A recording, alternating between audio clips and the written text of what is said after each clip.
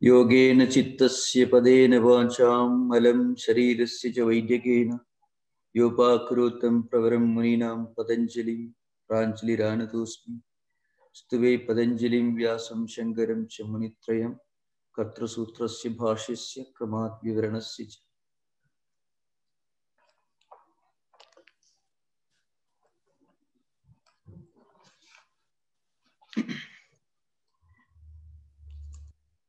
I think we completed the 28th Sutra, Yoganga Anusthana Asuddhikshaye Aviveka Khyatehi Jnana Dipti. So that we completed.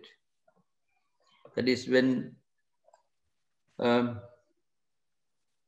we are able to reduce the impurities or remove the impurities by the practice of eightfold discipline, it's called Ashtanga Yoga, then we are able to gain this Viveka Khyati, means knowledge of higher wisdom, an insight into everything. So this Viveka Khyati has got a number of interpretations. That is a stage on the way to Asamprajnata Samadhi, the technical language of yoga.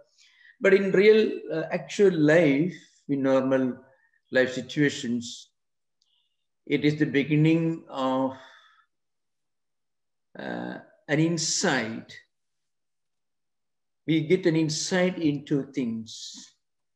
We are able to see through some of the normal events, including our own emotions and feelings. And above everything, we get an insight into our own mental world. That is the beginning of this evolution. It's called, we used to use the word, pariprasava, means counter evolution. More our ascent towards higher wisdom.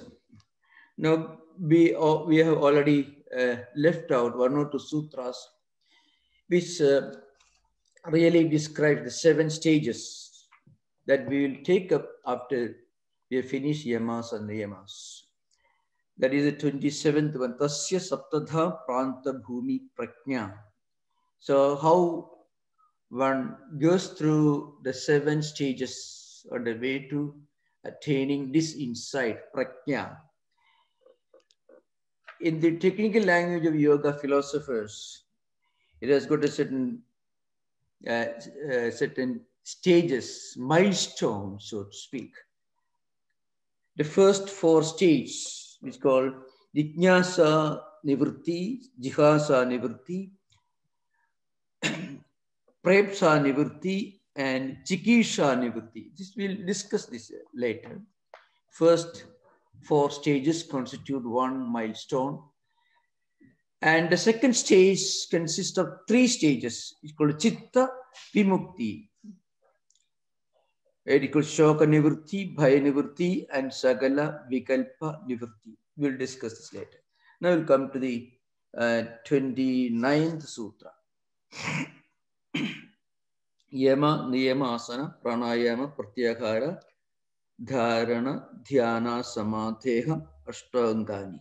These are the 8 limbs, so to speak. Self-restraint, observances, posture, regulation, breath, withholding of senses, fixing the mind, meditation, and higher concentration.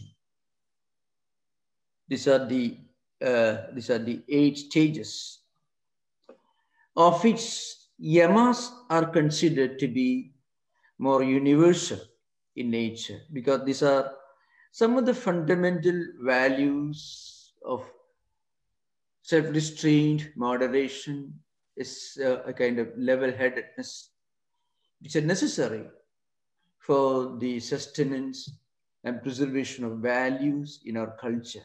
So it is considered to be universal, as Patanjali is going to explain. Yamas, Ahimsa, Satya, Asteya, Brahmacharya, Aparigraha, the 5 disciplines, Yamas. They are not necessarily limited to spiritual life or the life of a yogi. These are fundamental values, but they are included as constituting the first step, because that's where we begin.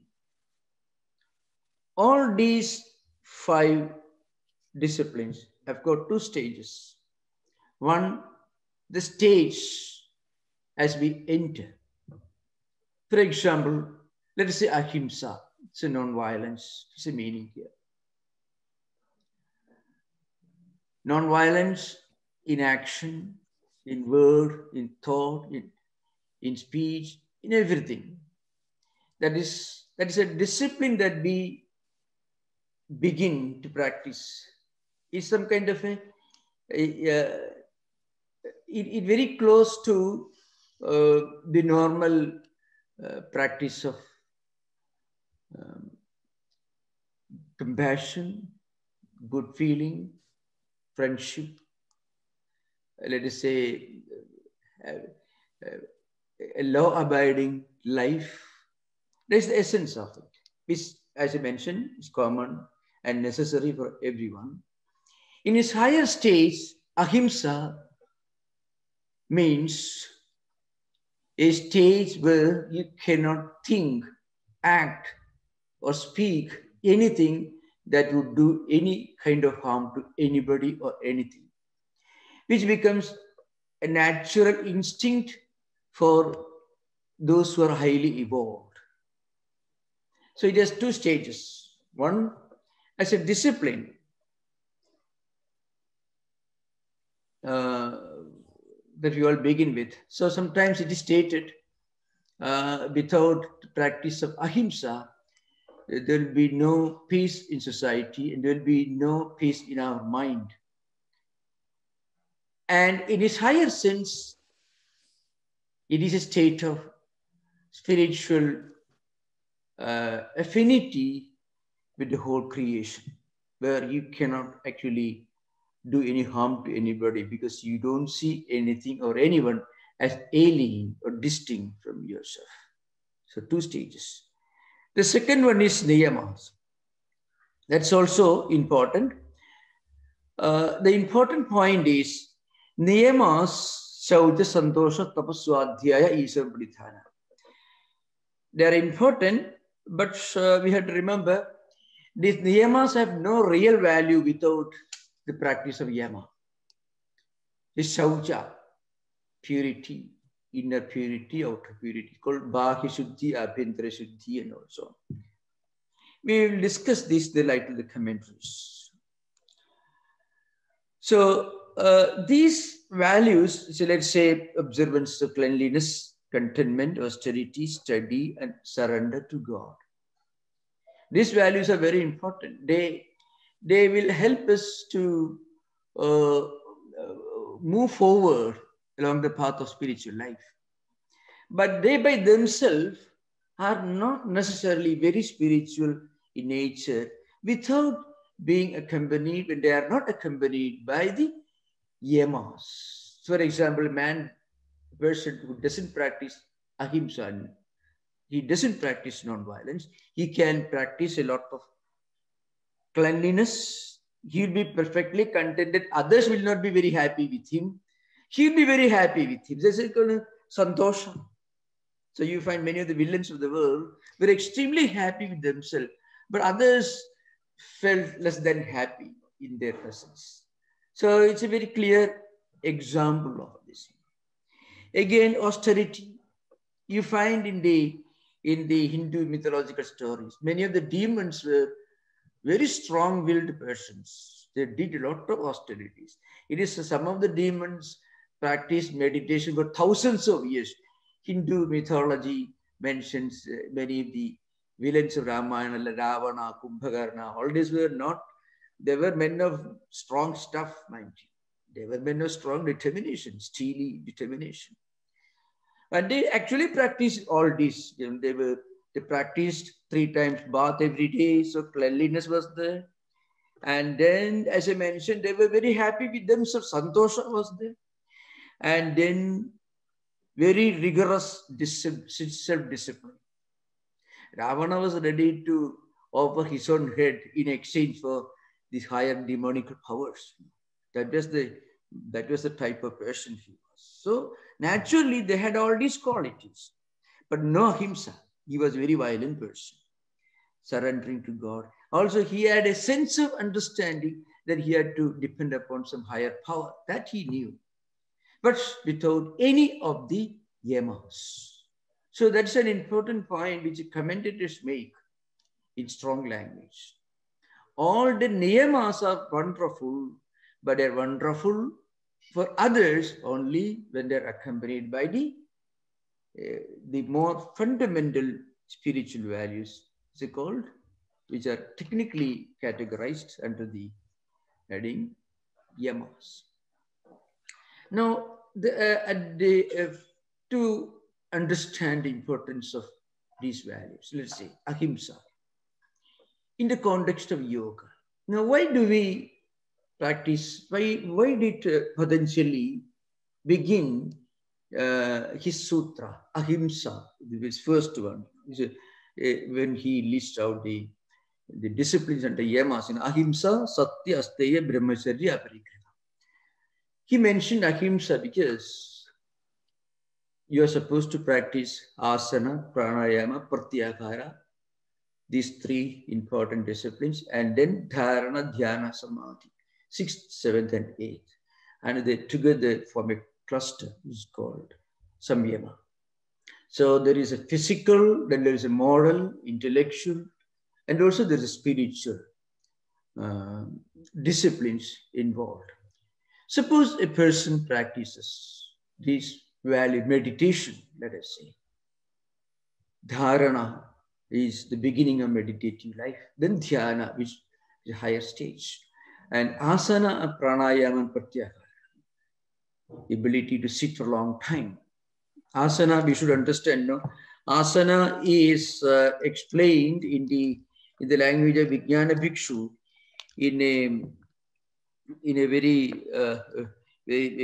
powerful technical language, which I shall explain later. But it is important to remember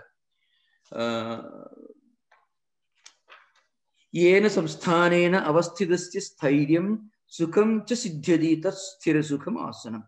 That is Patanjali's own Yoga Sutra. By assuming what posture, yena samsthanena avasthidasya sthairyam sukham, mean you should be able to sit for a long time, sthairyam, continuously, without any break, without any disturbance, and in a relaxed mood. It should be a very pleasant experience, sukham. It is prayatna shaithilyam, that is the language in the Yoga Sutra literature. Without any feeling of effort, not at all without any labor, without any strain. One should be able to sit for a long time, because with the strain, mind will be disturbed, and also a person who practices sitting in the same posture for a long time without relaxation, but with a lot of strain and effort, that person is inviting nervous excitement and also headache, because nervous system gets contracted and it creates strain. So it should be pleasant and relaxed and an enjoyable state of sitting for a long time without any effort. So that is the meaning of asana.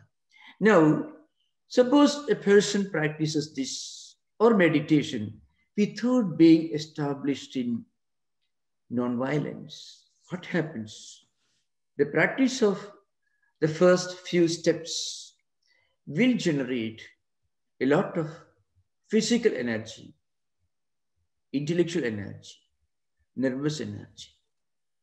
That's one of the reasons why people who practices pranayama sometimes develops manic excitement, which when they stop practicing, leads to depression. You can avoid these bipolar problems, because a lot of effort, that nervous system gets contracted, and you concentrate a lot of oxygen within the body, Antakumbhaka means through pranayama.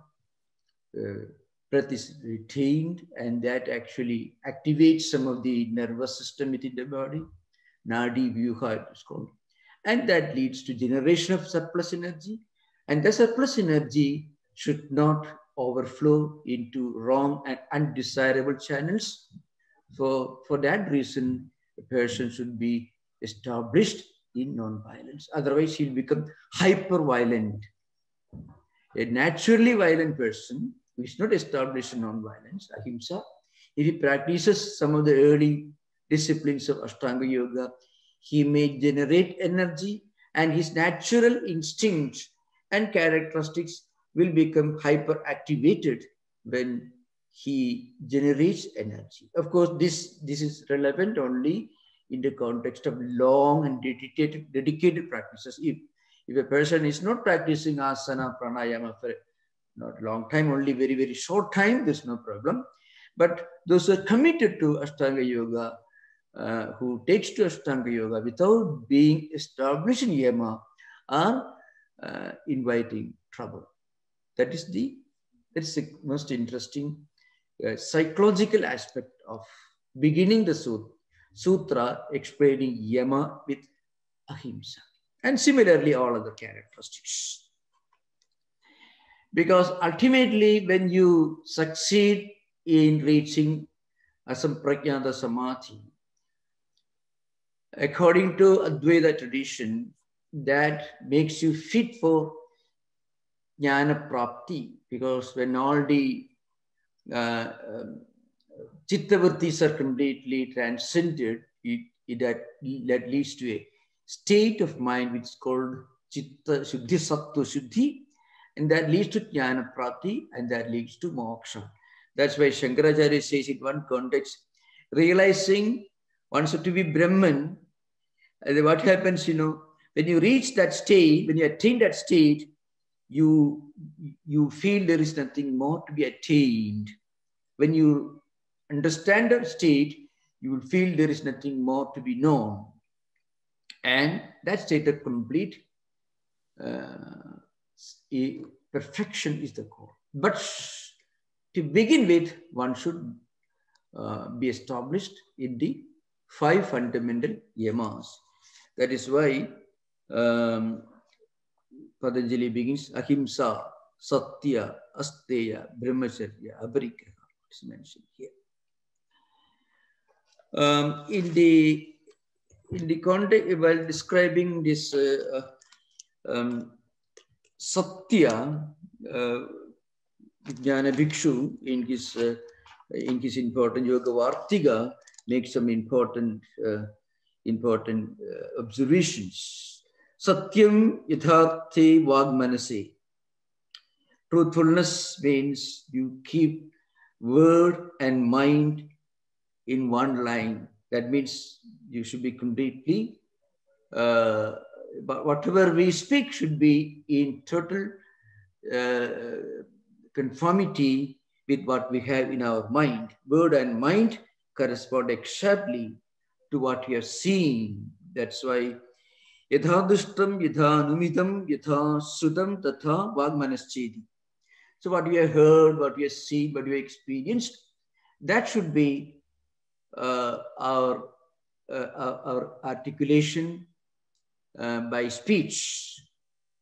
Paratra sabodha sankranti vagta sayedi na vanchidam prandava pradipatti bandhava bhavetidi yesha sarva bhudobhagarartham pravutta na bhudobhaghataya. So whatever we speak should be for the good of others. That's something very interesting. It's a very balanced explanation. In fact, that's why yoga is different from Jaina tradition. In Jaina tradition, for example, you should practice non-violence, so you practice total kind of disconnect with the rest of the world. So you should not breathe in bacteria, you should not step on ants. That is going to an extreme point where people may sometimes feel that it is not realistic or practical. So also speaking the truth, Suppose you don't like a person, you find you in his presence, you say, you are speaking the truth, I don't like you. That should not be done. That's what Yoga Sutra says. So the commentary is simple. Yesha sarva bhutopagharartham. It should, whatever you speak should be the good of others, for the good of others. You should speak the truth, but it should be a truth for the good of others. Na bhuto upaghataya. It should not in any way do any harm to anybody. Yedicha evam api abhidhiyamana syat na satyam bhave papameva bhave. Suppose we speak a word which is certainly not false, which is perfectly true, but if that statement creates a lot of harm to others, then it will be harmful, it is papa, it is a sin, it is wrong. That's what Vijnana Bhikshu says. So you can see the wisdom of Patanjali. Of course, Vijnana Bhikshu's interpretation. So that's why, Satyam bruyat, Priyam bruyat, na bruyat Satyam apriyam. Priyam cha na anudam bruyat. Yeshu dharma sanatana. So we should speak the truth. The truth should be able to produce some pleasant result to ourselves and others. We should not necessarily speak a truth which is unnecessary for you to make a statement of, which is very unpleasant and harmful to others. That we should avoid. That's why Vijnana Bhikshu says, Tena punya abhasena punya pradirupakena kashtam tamaprapnuya. And he says, suppose a person speaks truth. Well, he says it's a great virtue. We should speak the truth. But that act only produces unpleasant results. He attains only painful darkness. That's the language used.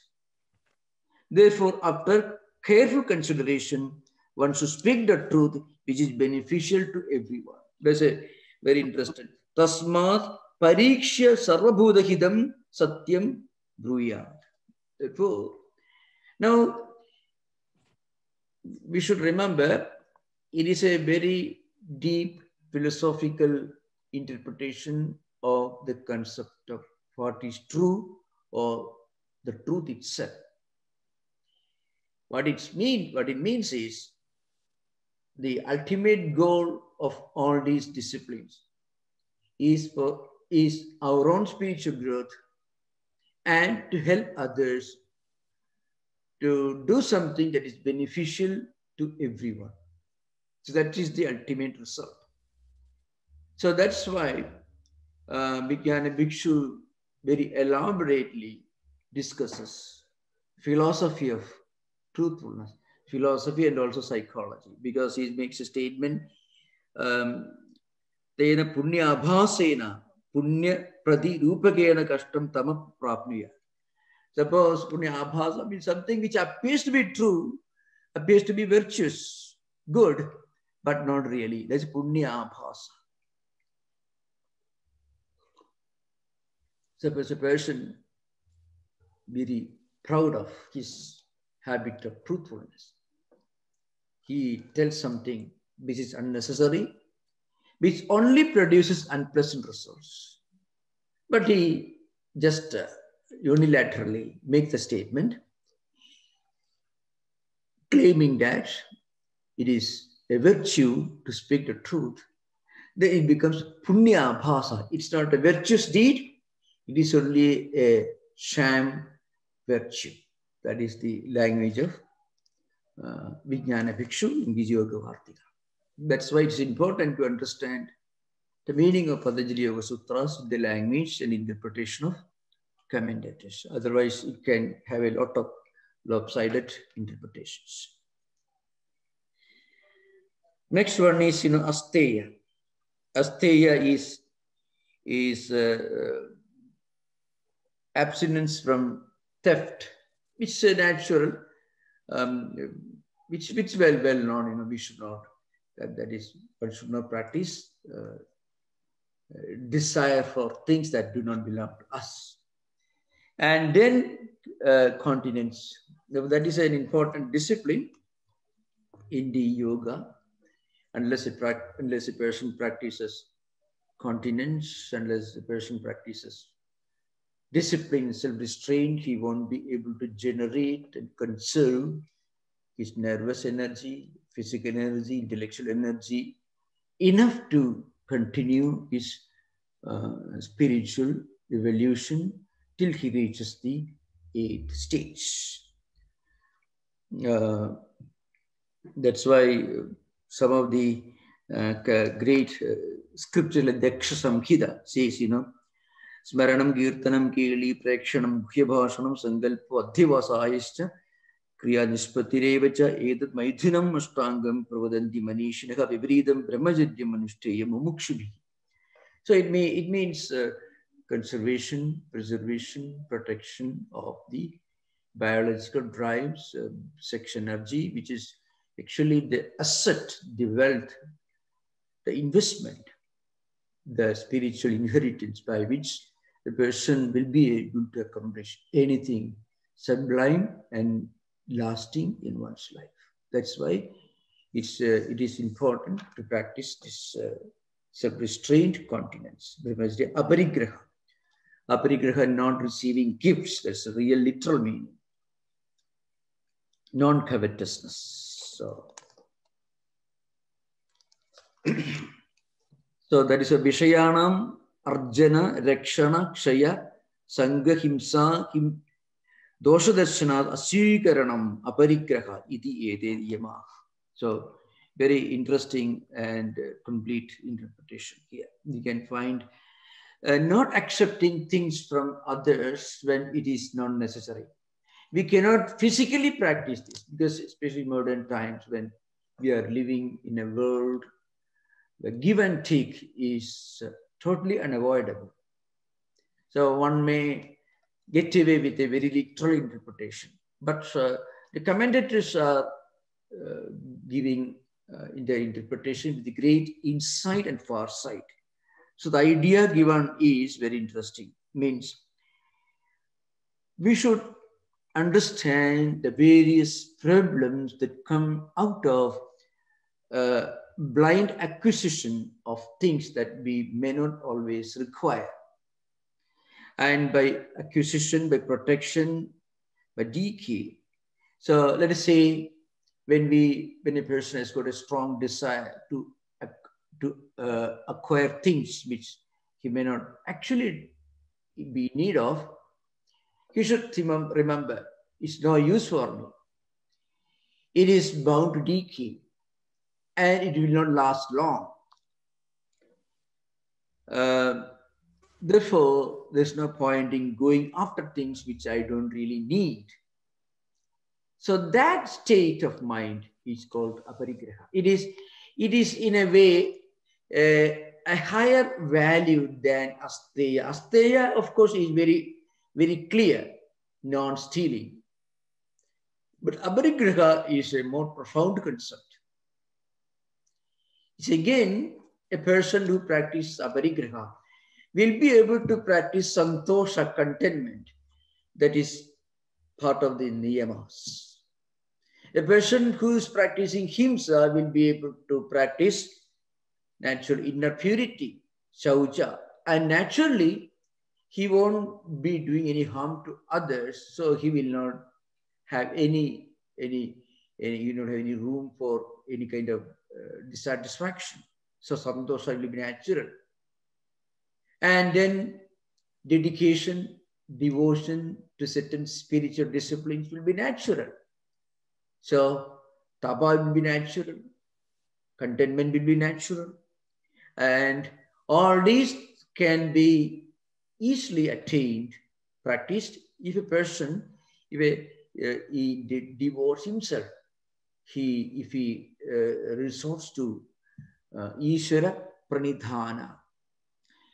In the later functions, you find Vijnana Bhikshu makes it very clear in some context that many of these disciplines are already included. In fact, this Ashtanga Yoga is actually, it is an umbrella term. It includes many of the disciplines already mentioned in the Samadhi Pada. So we should always keep in mind that we are treating the Patanjali Yoga Sutra text from a different angle, from the practical angle.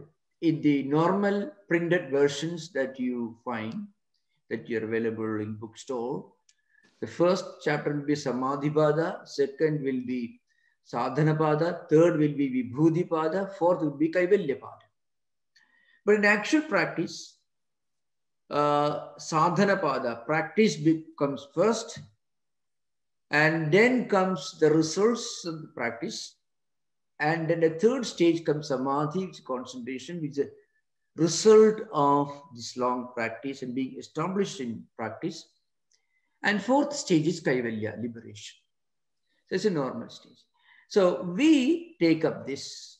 So in this particular description, Vijnana Bhikshu says, we may have already discussed certain other disciplines earlier, Abhyasa and Vairagya, Shraddha and Pranayama. Some of these disciplines are already discussed in the Samadhi Pada. It's not come to us, we'll come late, we'll practice later, we'll take it up later.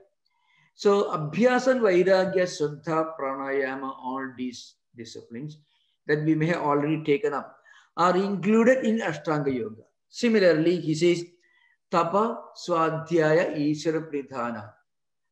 These three important disciplines which constitute Kriya Yoga, which we discussed in the first sutra of Sadhana Pada.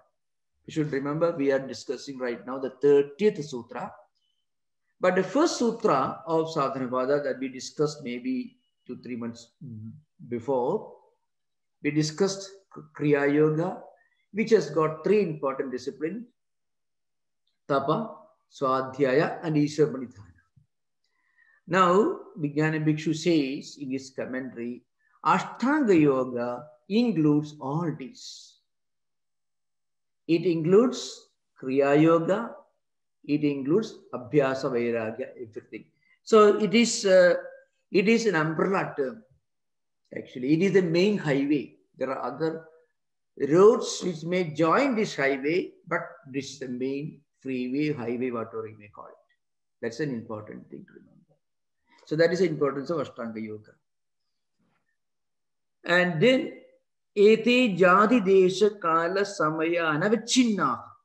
That is a sutra. These disciplines, that is Ahimsa, Satya, Asteya, Brahmacharya, Aparigraha. That is non-violence, truthfulness, abstinence from theft, continence, and non-covetousness.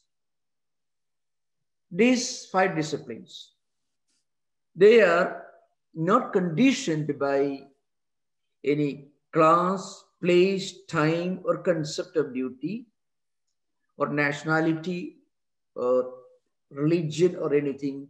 They are fundamental universal values, these Yamas. So they are called Sarvabhauma. They together constitute, these 5 disciplines constitute a great vow which will help us in sustaining values in society and in our culture. That's the idea behind.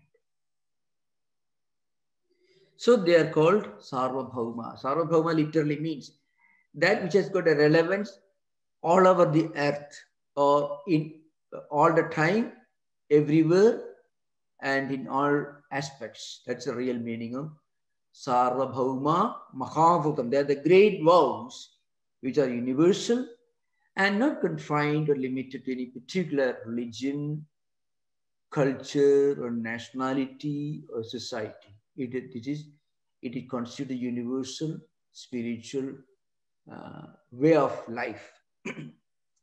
That's why sarva bhumishu, sarva vishayeshu, sarvatha eva, avidita vibhichara, sarva bhauma mahavata vitichade. So Vyasa has got a very, very powerful statement. Everywhere, in everything, in all respects, in all our actions, in every possible way, these important disciplines are to be taken into consideration. That is the idea behind it. Now we have come to Niyamas. Shaucha, Santosha, Tapa, Swadhyaya, Ishara, Nidhananik, Niyama. These observances, cleanliness, Shaucha is used here.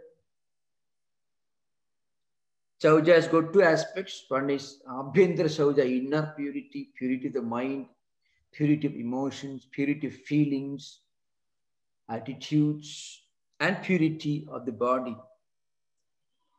The great danger is that sometimes, because it's difficult to practice mental purity, purity of emotions and feelings, we literally interpret as external purity. It's very easy, it's just taking a bath. It has happened. So in that respect, the concept of Sauja is being hijacked by traditional practitioners of many of the established religions. In all religious traditions, this happened. Purity as being limited to the physical, and that leads to fanaticism.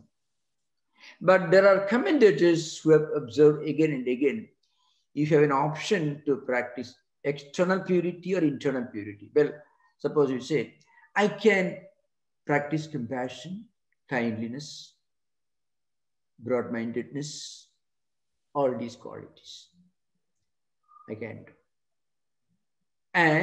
But I can't take a bath.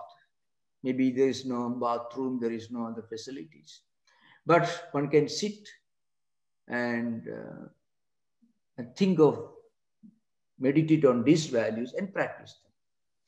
And if that is the option, then we should focus on internal purity. So the commentators, in the way some of the commentaries have observed, if a person has an option to practice only one of the two, that is external purity or internal purity, he or she should practice internal purity. Because without internal purity, external purity can become mechanical. In fact, that's why instead of religion, people sometimes practice religiosity with just external practices of rituals, so-called. So because external practices, the danger of making us stuck at some lower level of a spiritual life. Internal purity is not so difficult. There are great and various ways of purifying our emotions and feelings and thoughts. Great music, genuinely spiritual music, great art, great literature, great associations. We can't have direct association. We can associate with the thoughts of great spiritual teachers by reading their books or maybe talking, thinking, listening to their ideas. That has the effect of purifying our emotion, our mind, our thoughts, feelings. It is called Abhyantara Shaujam, or inner purity. That is the first Niyamas. As I mentioned earlier, all these disciplines, which are put under the category of Niyamas, have relevance and importance from a spiritual perspective only if they are accompanied by Yamas. Otherwise, they don't have any particular significance. As I mentioned, in modern times, you take bath very well and you are perfectly contented and you work very hard, 7 days of the week, 24 hours of the day, workaholism, all these are wonderful things, professionalism. going for the results. So all these are actually shauja, tapa. Tapa includes continued practice of pursuit of something. All these are natural, but they themselves do not constitute spirituality or spiritual values. They don't have any spiritual significance if they are not accompanied by yamas. Swadhyaya. Swadhyaya actually means study. Study here, of course, this is the old language, you know. As I mentioned in my previous class, many of the Sanskrit terms have got two approaches in interpreting the meaning. That Sanskrit hermeneutics is very elaborate, but the broadest principle, you know, the Rudhi and Yogika, the literal meaning and the conventional meaning. Rudhi means conventional. Certain words have acquired certain relevance and significance in the course of the evolution of the world, loaded with meaning and implications that goes far beyond what it literally could mean or imply. That is conventional meaning or rudhyartha. Rudhi. Yogika artha means etymological. So here, the meaning of swadhyaya should be understood in the broad category. Teaching oneself, studying oneself. Could be studying, reading, feeding our mind with good food, good ideas, which constitute good spiritual food, healthy food for the mind. And Ishvara Pridhana means surrender to God. That's very simple for those who are ready for it. In spiritual life, Ishvara Pridhana has got a great significance because actually it is a very, for sincere spiritual seekers, sincere devotees of God, surrender is very scientific, psychologically very efficient and effective. If you read Augustine's Confessions, confession is not a periodical license or renewal program. Confession is actually when we confess literally, we are actually beginning a new life. Confession. True confession can be beginning of a new life. It's a total surrender to God. It's called Prapatyo Sharanagati. Anugulyasya Sankalpaha Pradigulyasya Vantanam Rakshasiridi Vishwasa Goptrutta Varanam Tha Atma Niksheva Karpanne Sharvidha Sharanagati. These are the 6 important disciplines according to Vaishnava tradition, which constitute surrender to God, which you find in the life of all the great mystics of medieval Europe. You find total surrender, positive thought, total freedom from negativity, a sense of accepting God as the protector, a sense of self-surrender. So, because that takes a huge burden off our shoulders, and we are able to feel a great sense of freedom and a feeling of relaxation, as if a huge weight is taken off our shoulders. Total surrender. So these are 5 disciplines which constitute Niyamas. The 5th, the 33rd Sutra tells us something important. Vitarka Badhane Pratipaksha Bhavana. You know, the question arises. Suppose we are practicing these disciplines. Mind doesn't always permit us to do what we want to. Physically, one can practice silence, but mind becomes hyperactive when the senses become inactive. Suppose if you take a decision, I shall observe certain disciplines. Physically, it may be easier, but mind doesn't cooperate. Where the body becomes, or the senses become physically inactive, the mind could become hyperactive. Mind also should become self-restrained. That's not easy. The self-surrender is an important discipline. That's why According to Vedantic tradition, there are two disciplines mentioned, Shama and Dhamma. Virajya Vishaya Vrada Dosha Drishtya Muhurmuhu Sulakshe Nedavastha Manasa Shama Uchidi. So self-restraint of the mind. When our mind is directed, is distracted towards various sense objects, then dosha drishtya, we should remind ourselves of the danger in getting the mind drawn towards external sensory pleasures. It's like being attracted towards mental psychological poison.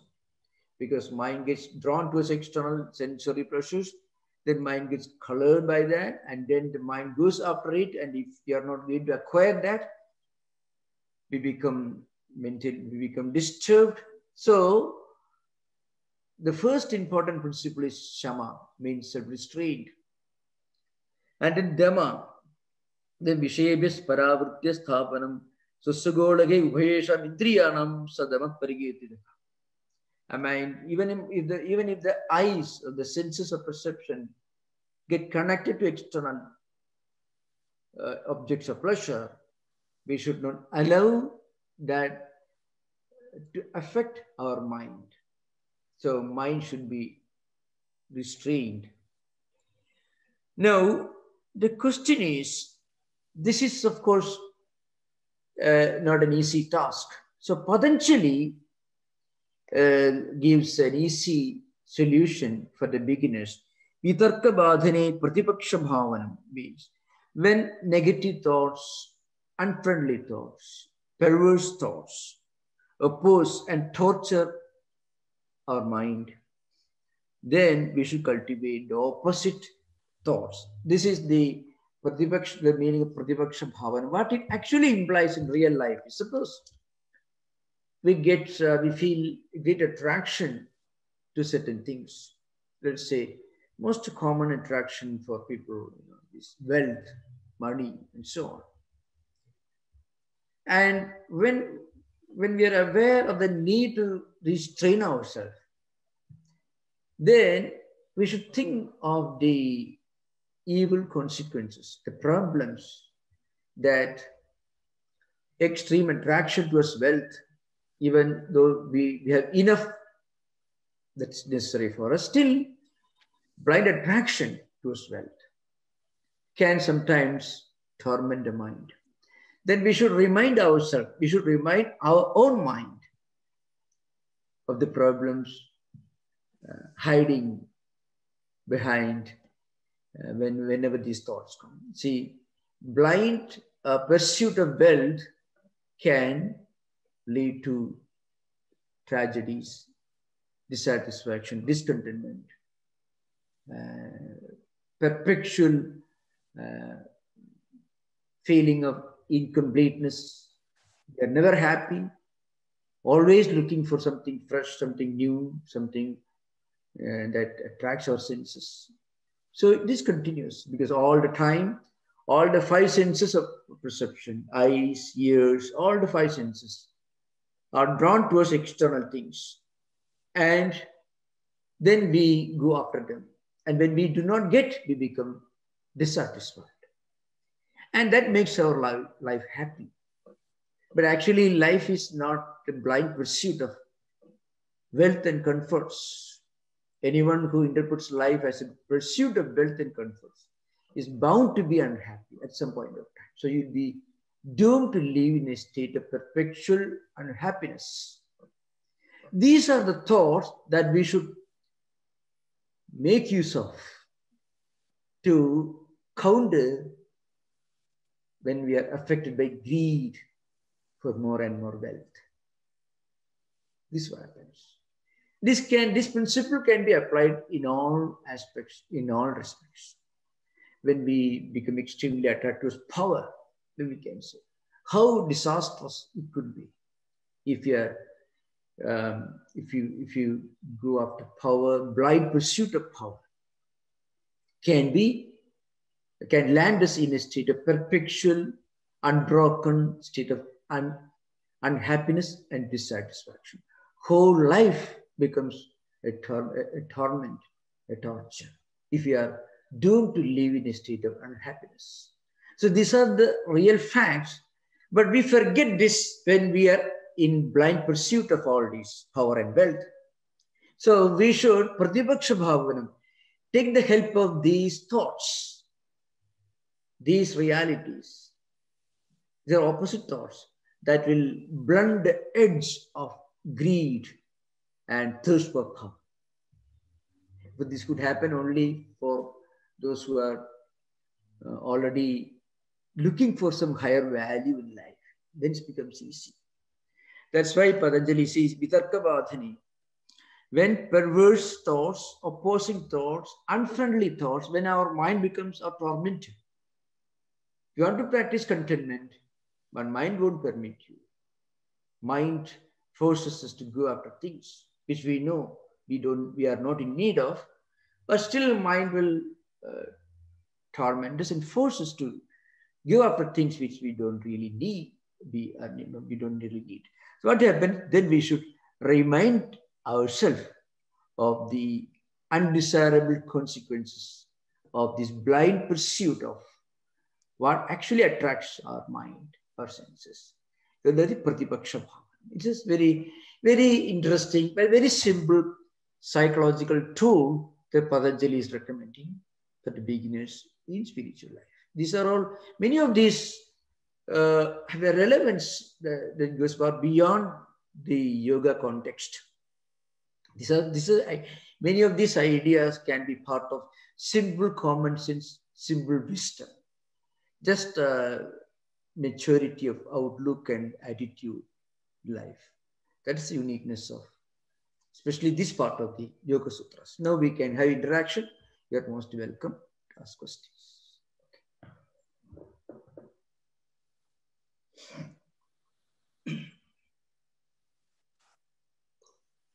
Go ahead, PG. You have your question. Yeah, I was just getting it up. Swamiji, I'm very confused about one thing, right? And this we were texting on the side here. If brahmacharya is so paramount, how do we even exist as a society? We'll cease to exist. And of course, in the coming sutras, there are many sutras which were recommended to say. It is not, Patanjali is a very realistic person, much more realistic than most of us, with perfectly level-headed. So what he is talking about is the importance of self-restraint. That's important. Patanjali is not recommending the entire humanity should become a monastic community. Not at all. Far from it. Not only that, Yoga Sutras are not necessarily meant for monastics. In fact, only just a few monastic communities have taken Yoga Sutras very seriously. One is the Yogacara school of Buddhism. That is one of the idealistic branches of Mahayana system. And some fringe groups, very small, tiny groups of Jaina monks, and of course the mainstream monastic communities in India. But that form a very tiny segment of total population. So we should remember this very well, in fact. So what Patanjali implies is self-restraint and the need for practicing some degree of self-restraint, self-control. That is what this implies. That's very important. Yoga Sutra, yoga system is not a monastic system. It's meant for the whole humanity in general.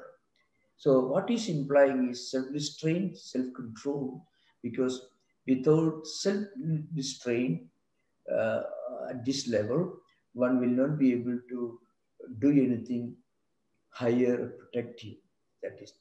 So that's what Patanjali is implying. In fact,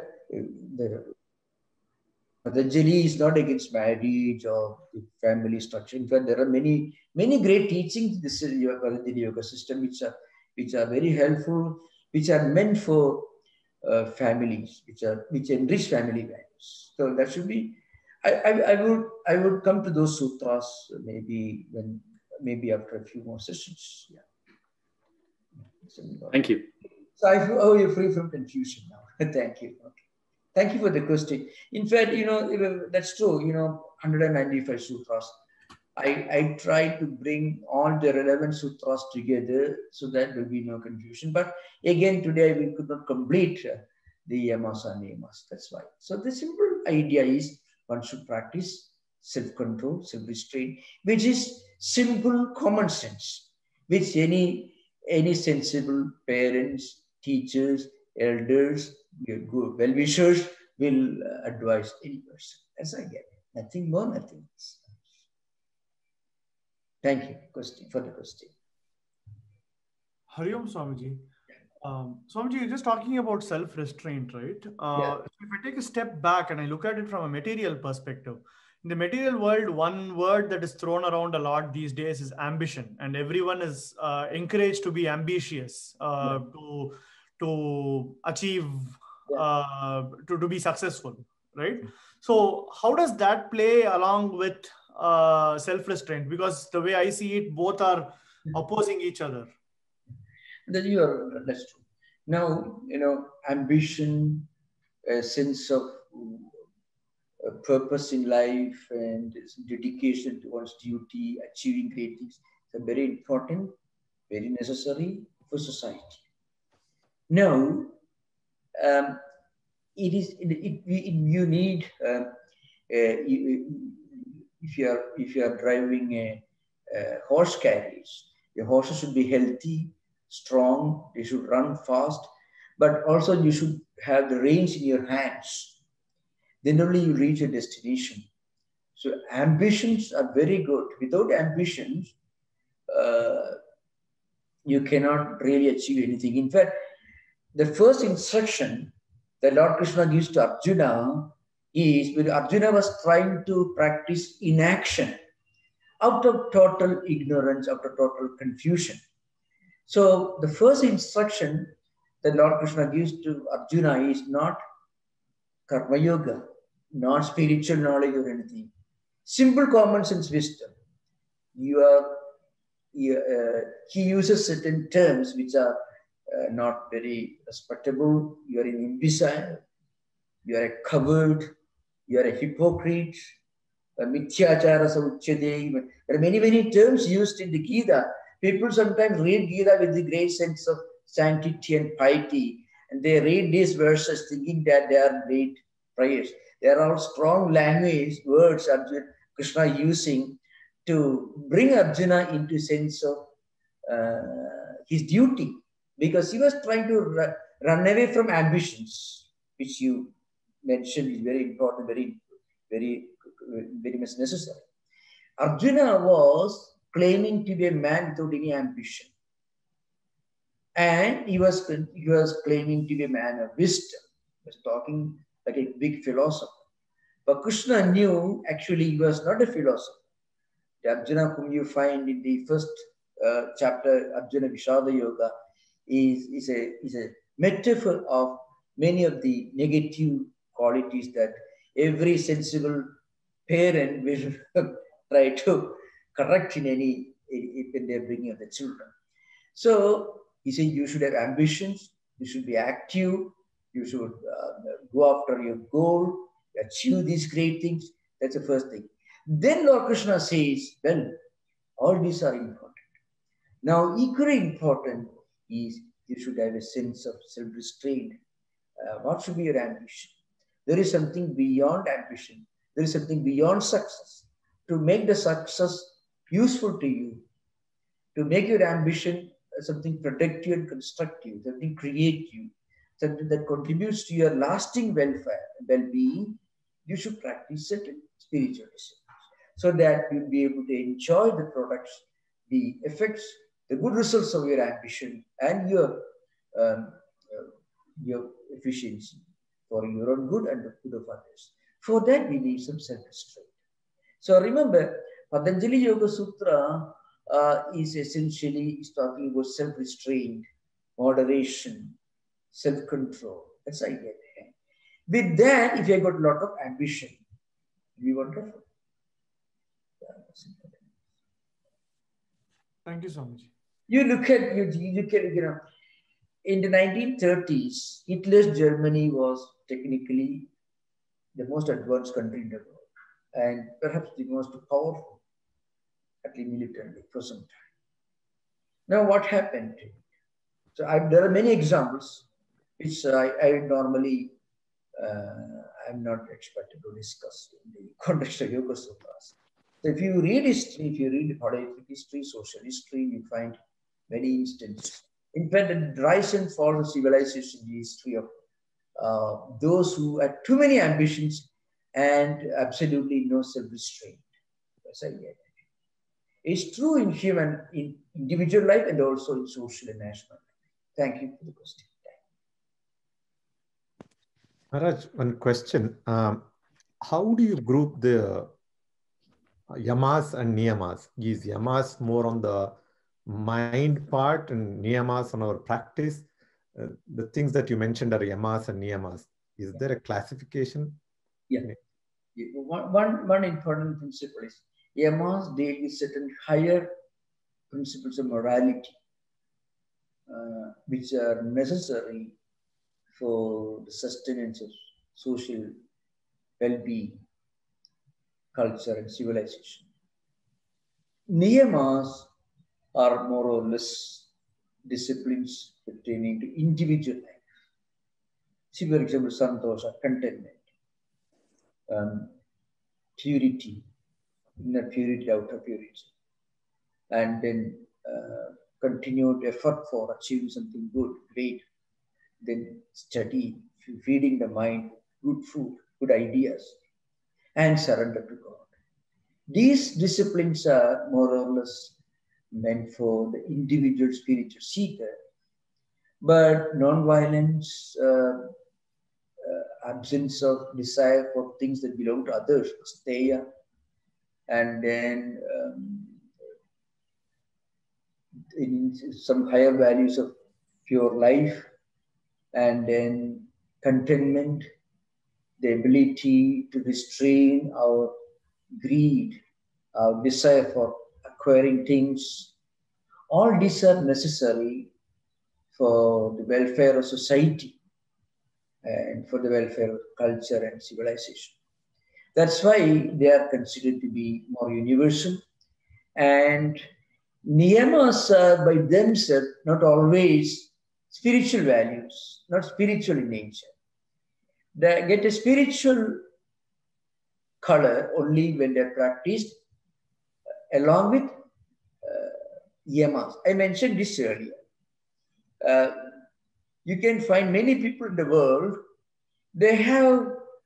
many of them have these Niyamas. They are very well dressed. They practice high principles of hygiene. Shauja, Santosha. They are very happy. Of course, others are unhappy because of them, but they are very happy. Shauja, Santosha. Taba, again, dedication to work, continued effort, you find. Then, of course, they study.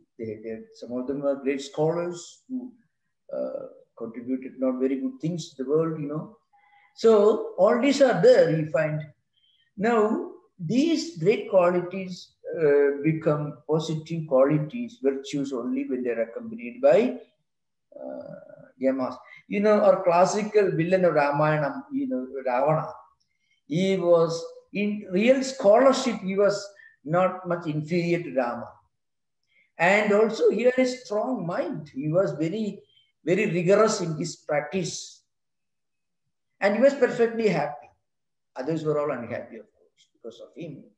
So you can find all the Niyamas were practiced by even demons. This is a demonical character in the mythological book. You can find in the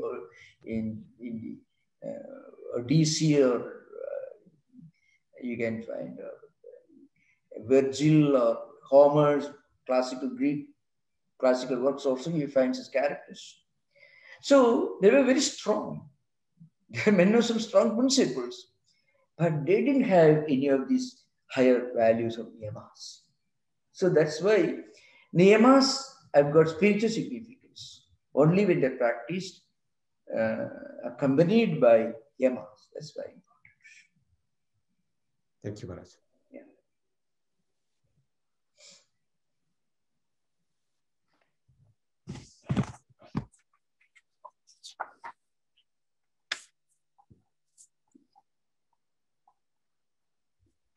Pranam Maharaj, this is Mark. Yeah. I'd like to kind of change the subject a little bit. I have this question about our attitude towards this world. And I read something recently. It's from the tradition of Kashmir Shaivism, and it's by a teacher named Abhavana Gupta. Abhinava Gupta, yeah. He says, the freedom from all of our miseries can neither be attained through the renunciation of the world, nor by hatred towards this world, but by experiencing the presence of God everywhere. I would like your comment on that quote.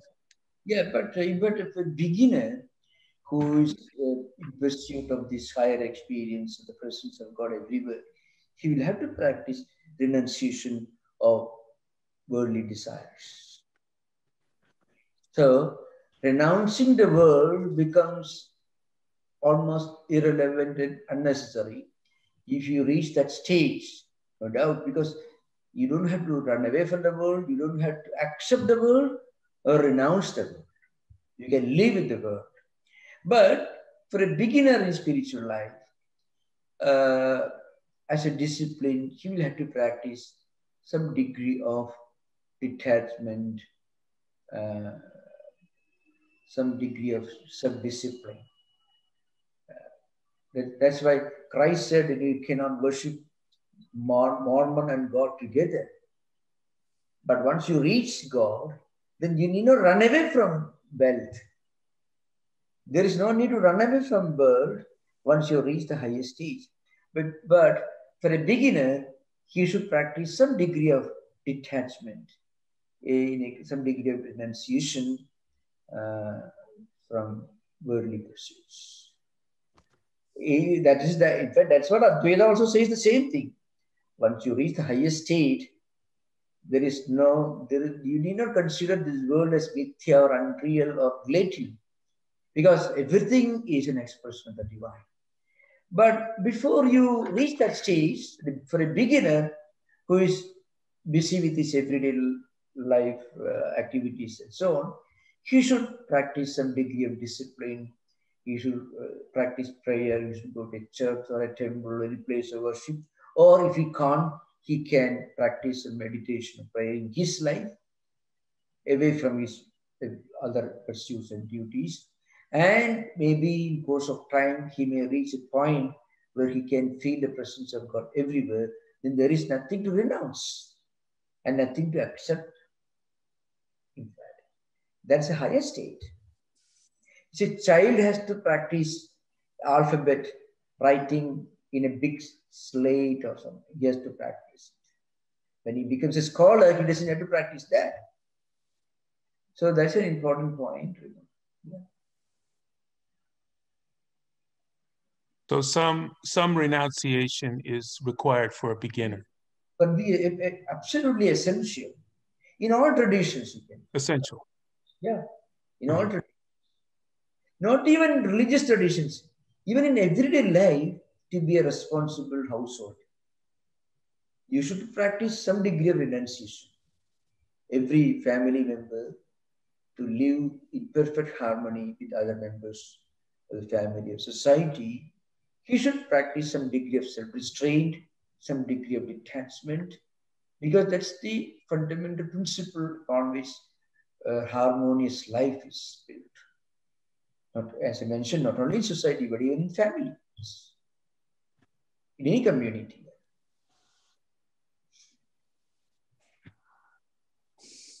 Namaskaram, Swamiji.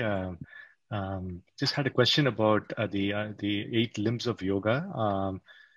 Do you have to perfect each limb of the yoga to attain samadhi, or how can you make progress on all the, for example, Yama, Niyama, etc.? You can be you're able to get mastery over some of them, but not all of them. So how can you progress to Samadhi? Well, when we get fully established the Yamas and Niyamas, which are fundamental, then other disciplines become simpler and easier. Really. All the distractions that you practice, that you may experience while meditating, while praying, mostly because of lack of practicing Yamas and Niyamas to the fullest possible extent. If a person gets fully established in Yamas and Niyamas, then asana, pranayama, pratyahara all become natural and simple. This is strong foundation. Yeah. Yamas and Niyamas, in a way, constitute many of the earlier disciplines mentioned in the Ashtanga Yoga of Buddhism also. So, for example, Samyak Drishti, Samyak Ajiva, Samyak Sankalpa, all these are involved in the early Yamas and Niyamas. Thank you so much. AJ, you're next. Go ahead. Namaste, Swamiji. Thank you for excellent guidance. And I think partly my question is already answered because we already talked about brahmacharya, we talked about ambition, and also last question, renunciation. But one kind of doubt or question remains, which is you also described this state where, I mean, this is a very advanced state, of course, but you described that now you reach the state where nothing is left to renounce, right? So the satisfaction is so total that, you have reached that stage and nothing is left to renounce. So for a practitioner, how do I know I did enough? And the reason I say is, obviously in our lifetime, we'll reach somewhere. May not be that ultimate state you describe, but we are somewhere on the path. So how do I know I did enough? Because even to go on this path, we need some ambition. Yeah. We need some sense of, hey, I want to achieve this, I want to do this. And at the same time, we want to renounce everything. So, so then that's kind of the dilemma or the question or the doubt I have. I was just quoting from a verse in Eastern English. I was trying to interpret in English. One verse from the Atma Bodha, Shankaracharya's Atma Bodha, where a person who realizes highest Brahman, there is nothing more for him to achieve. That's a state that goes even far beyond the Samadhi, the eighth discipline. That is the ultimate goal. So I was trying to project the stage of the highest degree of perfection in spiritual life. That's not for the beginner. We were just articulating one important verse from Atma Bodha. So important. Prakarana means one of the minor works of Shankaracharya. So the point is, all these yamas and niyamas that we discussed today, that's what we mostly discussed today. These values are to be practiced in everyday life along with our everyday duties and responsibilities. And they are meant for that. Yamas and niyamas are important for everyone. That's why the commentators are unanimous in emphasizing the point that yamas, ahimsa, satya, asteya, brahmacharya, aparikata, non-violence, non-stealing, and then pure life and non-receiving of gifts, all these, that we don't need. All these are certain fundamental values which are necessary for the sustenance of society. For everyone to be a healthy family member, to be a healthy father, mother, husband, wife, sister, brother, teacher, student, or professional, to be efficient, to be able to interact with your colleagues in the office, or to do our work properly, and also to face the problem that we may often encounter in a professional life. These values are important. They help us in encountering everyday life problems in a very mature manner, effective manner. So, total renunciation is nowhere mentioned here. Remember, that's important. Renouncing everything in total is not at all mentioned. I was just articulating one supreme state, the supreme state of an Avadhuta, maybe somebody like Shankara or Buddha mentioned. That way, articulating at the highest state of human evolution. Just, I think in one context, the subject came, the ultimate end of human life. That's why I was quoting a particular verse from Atmabodha. It is not part of Yamas and Niyamas. Yamas and Niyamas are practical guidelines that we should have in our hand when we go to our office, when we leave the family, when a student goes to his school or college, or a teacher teaches students, when an administrator does his duty. For everyone, in all, that's why Sarvadha, Sarvabhumishu, in all respects, everywhere, in all aspects, these are fundamental disciplines. Certain fundamental pieces of universal wisdom. That's what Yamas constitute. And Niyamas become natural for those who actually practice Yamas. That's I get. And effortless. Thank you so much. Thank you for the questions. Please go. Swamiji, this is Saugata. So the total concentration is Samadhi. Yeah. Total concentration is Samadhi. Now, to get total concentration, you must have total renunciation. Otherwise, you cannot get total concentration. So the moment we talk about Samadhi, it implies that you have to, have total renunciation. Is that true? Yeah. Now, Abhyasa and Vairagya are mentioned as tools for developing these qualities, Yamas and Niyamas, earlier. And they say Abhyasa and Vairagya are only implied in the Yamas and Niyamas, in the Ashtanga Yoga. Now, renouncing everything, renouncing of desire, renouncing everything means renouncing of desire. That's it. Whenever we talk about renunciation, we are not talking about renunciation about beauties, renunciation about everyday things. We are only talking about renunciation of desire. Now, what do you mean by renouncing desire? Again, we should understand its real contextual meaning. Desire here always means, desire for getting a high grade in examination is perfectly legitimate for a student. If he doesn't have that desire, he's wrong. Desire to teach well in a school or a college is perfectly legitimate, proper for a teacher. If he doesn't have that desire, he's not an ideal teacher. Like that, there is one kind of desire which actually helps us to practice higher values. So when we talk about renouncing desire, what we're talking about renouncing selfish desires. And selfish desires are always harmful to us and harmful to others. So these terms, it's good that you ask this question because they can be really, very confusing. See, look at Buddha. Buddha said that Trishna, desire, is the problem, the root of all problems.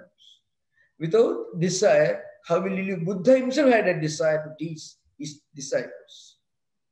He established Buddha Sangha, Buddhist monastery, and his teachings were recorded in Tripitakas, Abhidhamma Pitaka, Vinaya Pitaka, and Sutta Pitaka.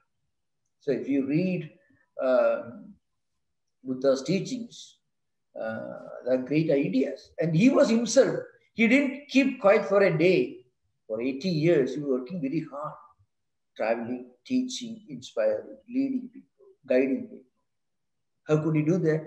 He had a desire to teach the great things. After enlightenment, straight away he went to Benares. And there he taught he gave his teachings to 5 ascetics who were meditating. They were traditional Hindu ascetics. So he taught to them. So they became the first recruits actually. So why did he go to Benares after getting enlightenment? He would have sat in a corner, in a tree, under a tree or in a forest. He had this great desire to teach what he realized to others.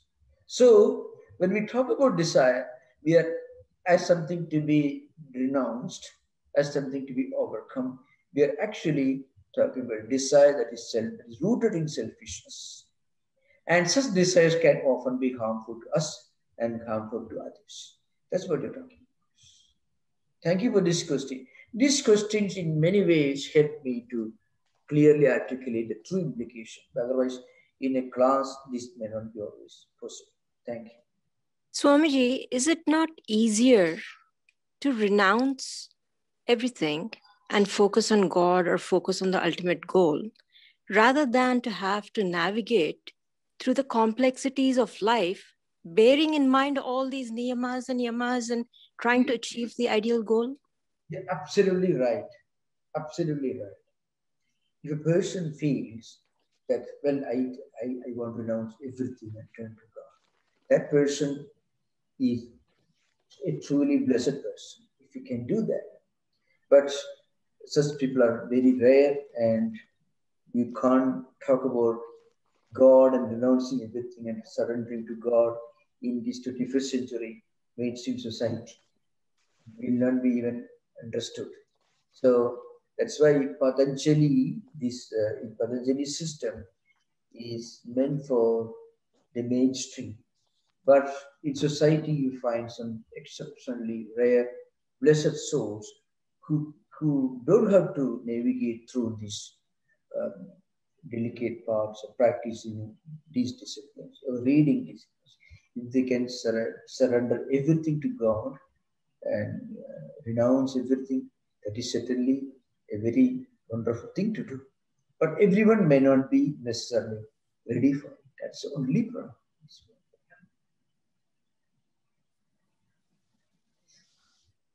So thank you for your questions, and we hope to meet you all next week.